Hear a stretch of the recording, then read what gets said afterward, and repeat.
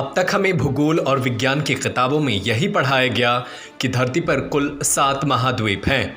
लेकिन अब सैटेलाइट तस्वीरों से इस बारे में एक बड़ा खुलासा हुआ है।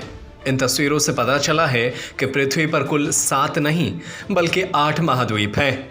8वां महाद्वीप न्यूजीलैंड के पास है और 94% समुद्र के नीचे डूबा हुआ है। इस खोज के बाद अब माना जा रहा है कि नीदरलैंड के खोजकर्ता अबेल तस्मान सही थे। उन्होंने वर्ष 1642 में कहा था कि दक्षिणी गोलार्ध में एक विशाल महाद्वीप मौजूद है और वो इसे खोजने के लिए प्रतिबद्ध हैं। आइए जानते हैं कि धरती के इस 8वें महाद्वीप और उसके भारत के साथ रिश्तों के बारे में सब कुछ। नीदरलैंड के खोजकर्ता अबेल को इस बात का एहसास नहीं था कि ये 8वां महाद्वीप 94% पानी के नीचे है। वर्ष 1995 में अमेरिकी भूगर्भ वैज्ञानिक ब्रूस लुयेनडेक ने एक बार फिर न्यूजीलैंड के आसपास के इलाकों को एक द्वीप बताया था और इसे ज़ीलैंडिया नाम दिया था।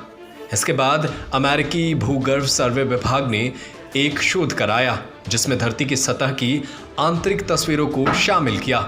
इनमें सैटेलाइट कैमरे की मदद से महाद्वीप परत और समुद्री परत को अलग अलग किया गया और टेक्टोनिक प्लेटों को पहचान की गई। इस तकनीक में सैटेलाइट डेटा का इस्तेमाल किया गया। इस तकनीक की मदद से समुद्र की सतह की माप के लिए पृथ्वी की अलग अलग परत में गुरुत्वाकर्षण में छोटे से छोटे बदलाव को भी ट्रैक करने में इस्तेमाल किया जा सकता है। वैज्ञानिकों ने जब इस आंकड़े को मिलाया तो ज़ीलैंडिया का स्पष्ट रूप देखने को मिला, उभर कर सामने भी आया। ज़ीलैंडिया महाद्वीप ऑस्ट्रेलिया महाद्वीप की तरफ विशाल था जो गोंडवाना महाद्वीप की कुल 5% जमीन पर बसा था। अमेरिकी भूगर्भ सर्वे विभाग ने अपनी रिपोर्ट में कहा है कि ज़ीलैंडिया क्षेत्रफल के लिहाज से विस्तृत भारत की तरह से था और वो बेहद विशाल गोंडवाना महाद्वीप का हिस्सा था। उस समय Bharat, Australia, Antarctica, Africa, south America Gondwana महाद्वीप के हिस्सा थे। उन्होंने कहा है कि ज़ीलैंडिया सबसे युवा, सबसे पतला और ज़्यादातर पानी के नीचे डूबा हुआ है। एक महाद्वीप की परिभाषा क्या हो, इसको लेकर वैज्ञानिक के बीच विवाद है। आम राय ये है कि एक महाद्वीप के अंदर ये लक्षण जरूर होनी चाहिए।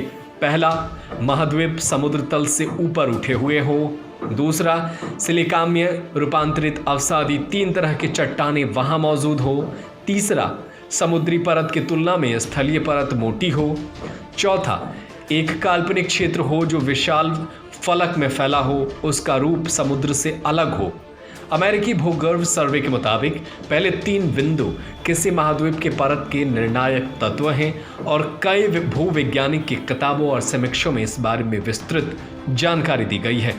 हमारी समझ से तीसरे बिंदु कितनी बड़ी महाद्वीप परत को एक महाद्वीप कहा जाए, इसके बारे में चर्चा नहीं हुई है।